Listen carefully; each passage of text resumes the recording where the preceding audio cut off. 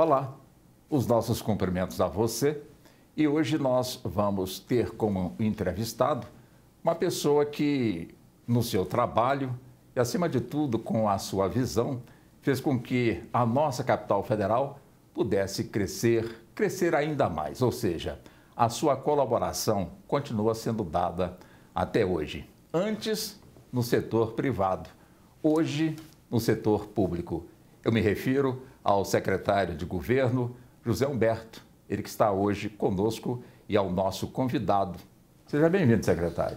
Muitíssimo obrigado. Quero cumprimentar você, Walter Lima, toda a sua equipe de produção, cumprimentar todos os telespectadores aqui da TV Cultura e dizer que é uma honra muito grande estar no seu programa. Estava muito feliz em acompanhá-lo de longe e agora, felizmente, nos reaproximamos novamente nessa nova missão que recebi para colaborar com Brasília. E como o senhor está colaborando, né, secretário? Uma colaboração extremamente importante, já que o fato do senhor conhecer a cada palmo a nossa cidade e, principalmente, também conhecer a alma da nossa população, o senhor praticamente absorve o que a população, de alguma forma, almeja e, com esse conhecimento, se torna mais fácil planejar e depois executar essas reivindicações, secretário? De fato, cheguei aqui com 13 anos de idade, já estou com 66, imagina, né? 53 anos de Brasília. Pude, desde cedo, estar na atividade do comércio, como a maioria de Brasília sabe, na rede Planaltão, antigamente Planalto, Armazém Santo Antônio do Planalto. Ali começamos como empacotador, repositor, balconista, encarregado de seção, subgerente, gerente, sócio, diretor, vice-presidente. Depois fui presidir a entidade de supermercado de Brasília, Associação de Supermercado de Brasília. Fui presidir a Associação Brasileira de Supermercados e fui vice-presidente da América Latina. Esse meu contato com o público, né, umbigo no balcão, e pelo fato de nós termos lojas em toda a região do Distrito Federal, em todas as cidades, praticamente, nos fez estar muito próximo da população. Eu já conhecia muito bem Brasília, mas aí tive a felicidade de ser convidado pelo governador Joaquim Roriz, saudosa memória, e para administrar a minha cidade do coração, que é Taguatinga, né? Onde cheguei e lá vivemos durante a grande parte da minha vida. E foi uma honra muito grande poder administrar Taguatinga. Ali eu tive o primeiro contato com a vida pública, né? Com o serviço público. Antes, somente a atividade empresarial, a atividade privada, em diversos segmentos, e também ajudando em algumas entidades de classe, como você sabe, no Rotary, que eu sou rotariano, e também em outras entidades sociais. Mas o contato com o serviço público foi ali, na administração de Taguatinga. Mas antes do senhor avançar nesse ponto aí do serviço público, secretário, o senhor é do tempo, que é o meu também, onde Brasília não tinha a nossa Câmara Legislativa, como também o governador era indicado pelo presidente da República. Somente com o passar do tempo, na nossa Constituição de 88, que inclusive completou 33 anos, é que foi possível aqui o eleitor da capital federal poder escolher os seus deputados, como também o seu governador. Enfim, quando Brasília não tinha ainda os seus representantes, e o senhor já era uma liderança aqui na nossa capital federal, como é que era realmente até mesmo atender pedidos de pessoas que às vezes não era nem emprego, era a rua que precisava de uma luz, quer dizer, e a gente via que o senhor também, de alguma forma, exercia, portanto, aí uma liderança, era como se fosse naquele tempo a gente não tinha, portanto, o parlamento, como se fosse um vereador, portanto, atendendo a população. Como é que foi essa experiência? A incomodação, né, de querer ajudar e servir. E aí eu trago de novo à memória nosso querido Lindbergh Escuri. Sim. Na época eu era diretor da Associação Comercial e Industrial de Taguatinga. Realmente não tinha Câmara Legislativa. E foi o palco onde se discutia as políticas públicas do Distrito Federal, eram as associações comerciais.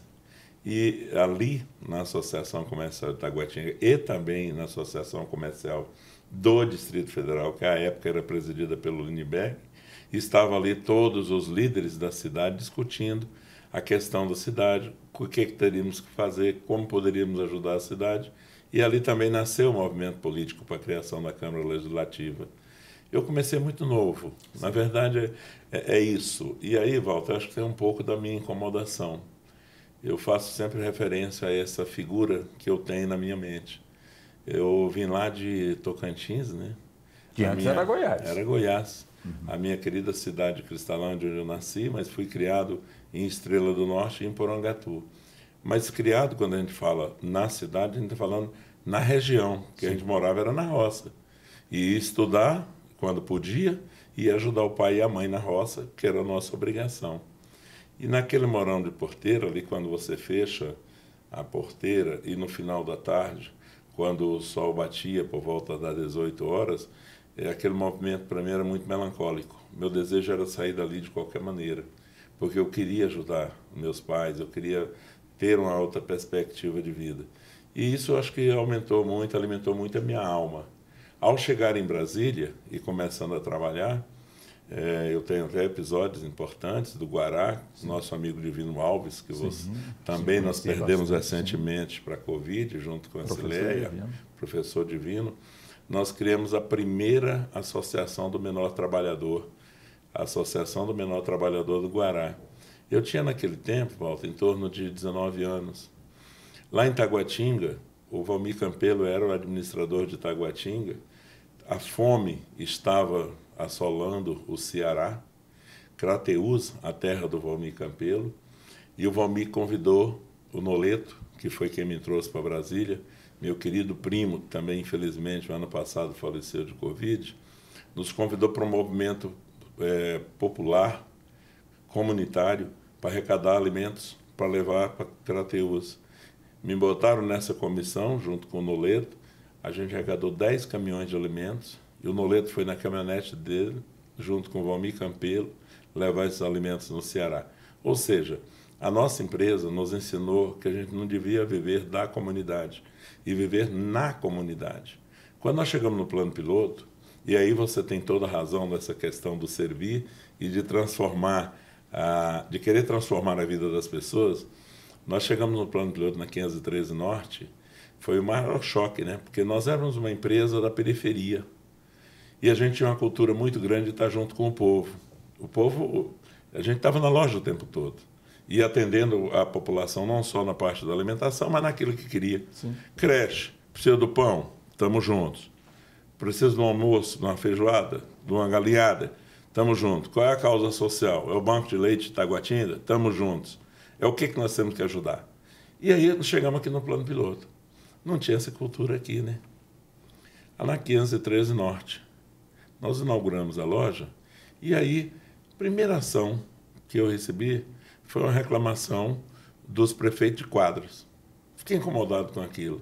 Falei, nós já vivemos quantos anos em Brasília, nunca teve uma reclamação da nossa empresa.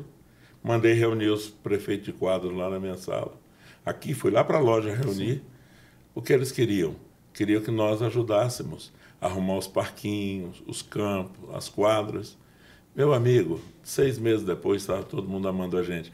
Ou seja, essa forma de trabalhar é uma forma que a gente não aprende com facilidade. Você tem que ter cultura para realizar isso.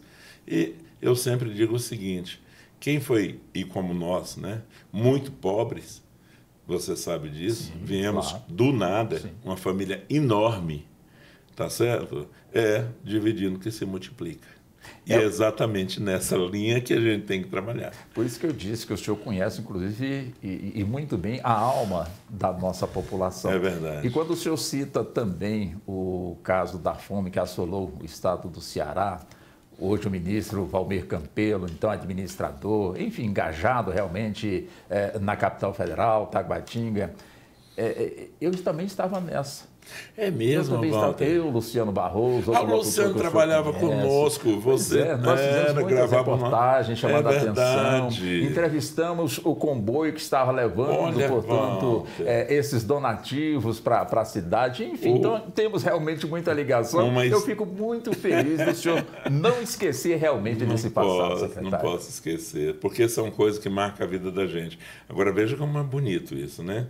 Eu estou aqui fazendo uma retrospectiva, ainda que pequena, sim, mas das nossas ações e atividades, e você, na sua profissão, você estava naquele momento podendo testemunhar o que estou contando aqui hoje. Isso é um fato muito relevante, muito foi importante, realmente uma né? ação muito bonita e inspirou, inclusive, o país para poder também fazer o mesmo.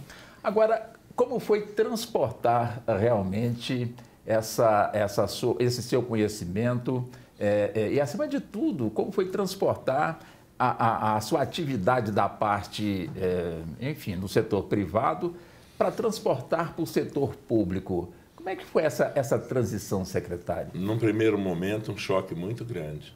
Eu tive que me auxiliar de duas pessoas que você conheceu. Deus já está namorada do pai. O outro está lá no Gama até hoje, que são meus dois irmãos, o Eusébio Pires de Araújo e o Luiz Carlos, que é do Senac. Hoje é do Senac, também foi administrador. Eusébio tinha sido administrador do Gama e o Luiz tinha sido também administrador do Gama. Aí, quando o governador Roriz me chamou em março para uma conversa, eu levei o meu irmão Pires para essa conversa junto. E aí ele me disse: Zé Humberto, eu estava presidente do Rotary Clube de Taguatinga. Sim. E minha posse, graças a Deus, muito prestigiada, né? Estava lá todo mundo. E ele viu aquela, provavelmente, desenvoltura ali, o que estava acontecendo, e falou: acho que o Zé Humberto está meio desocupado. Eu vou arrumar um jeito de convocá-lo. Aí me chamou lá e falou: Zé Humberto, é o seguinte, o Francisco Soares está lá em Taguatinga, eu preciso dele na Secretaria de Agricultura, eu precisava de alguém com a identificação com a cidade. Eu preciso de nomear administrador. Eu falei: um minutinho, governador, eu tenho algumas coisas para terminar antes de poder dizer para o senhor que sim. Aí, 3 dias depois, eu liguei: ok, não tem problema. Ajustei lá com meus sócios. A gente sempre trabalhou em sociedade, né? Eu, Pedrinho, Pires, Mundico, Eusébio, aquela turma, nós estávamos todos juntos, né? Aí ajustei e falei: governador, tá ok. Passou março, abril, maio, junho, julho. Eu falei: esqueceu. Que bom. Quando foi em agosto, ele me liga: eu vou te dar posse amanhã. Eu pensei que o senhor tinha esquecido. Falou: não esqueci, não. Foi o dia daquele episódio que faleceu aquele helicóptero, né, que passou e, infelizmente, foi fatal. Aquele episódio com a irmã dele. Aí quem foi me dar posse foi Maria Badia, que eu também quero mandar um abraço especial para minha querida amiga. Nesse dia, eu tive um choque, porque a posse foi na Associação Comercial. E o presidente, Manuel Adorno, arrumou lá para... Rapaz, aquilo lá estava lotado. Eu falei: vixe Maria, a responsabilidade é grande. Aí fui para a administração, recebi a administração, Francisco Soares me passou e eu chamei o Eusébio, chamei o Luiz, principalmente o Luiz estava mais disponível. Falei: fica aqui comigo uns 3 dias para você me contando como é que funciona. Tive a felicidade de chamar o Elton Costa, que é servidor público, aqui auditor da Receita, para ser meu chefe de gabinete, era meu companheiro de Rotary de Taguatinga, aceitou e fui para ali. Walter, 3 meses depois, eu não sabia se eu ia embora para casa chorando ou se eu ia tentar transformar aquilo lá. O senhor decepcionou? A realidade, de alguma forma, mexeu com o coração? Não, decepcionei para ver como era caótico a gestão pública. Porque na gestão privada, você tem um planejamento, você tem uma forma, né, de gestão totalmente diferente. Você tem um planejamento, você tem um recurso, você contrata o pessoal a hora que quer, você demite quem não produz, você faz o foco seu é no cliente, muito similar ao que deveria ser a vida do setor público. E, felizmente, daí um pouco eu comecei a tirar um pouco aquela ansiedade de querer fazer tudo em cima da hora e de resolver tudo do meu jeito. E fui aprendendo, até que as coisas andaram como deveriam andar. Primeira decisão que eu tomei foi dividir a cidade em 8 núcleos.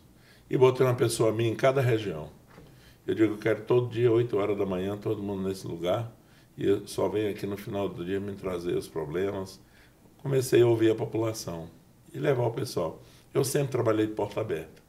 Eu não fecho a porta no meu gabinete. Então, na administração, tirei tudo aquilo que era... Porque tem administração que você chega, tem uma pessoa para te receber, uma outra para perguntar o quê, a outra para ver se realmente... e outra para dizer que o administrador não está, e a outra... Meu amigo, isso não casa com a minha personalidade. Por aqui não, aqui é porta aberta, todo mundo trabalhando e acabou. E realmente funcionou. Tomei gosto por aquele momento. Fiquei 1 ano e meio lá, felizmente deu certo. Olha que bom, né? O senhor nos traça realmente enfim, o passado para poder linkar agora com o presente do qual o senhor é secretário de Estado, de governo, onde o senhor absorve todas as demandas que partem das administrações, das secretarias, ou seja, o senhor ouve, o senhor escuta, o senhor avalia e, evidentemente, junto com o governador e com as demais equipes, se adotam, portanto, ali as providências. Eu gostaria de saber do senhor, acima de tudo, qual o resultado que esse tipo de trabalho que o senhor vem desenvolvendo, o resultado prático que tem ocorrido até agora. Isso no campo, acima de tudo, do empreendimento, no campo do emprego, no campo também daquelas reivindicações da população que quer ver a sua rua iluminada, que quer ver a sua rua sem buracos, que quer ver também a sua cidade sem violência. Mas tudo isso, secretário, nós vamos conversar daqui a pouquinho. Nós vamos ao nosso intervalo, voltamos em instantes. Até já.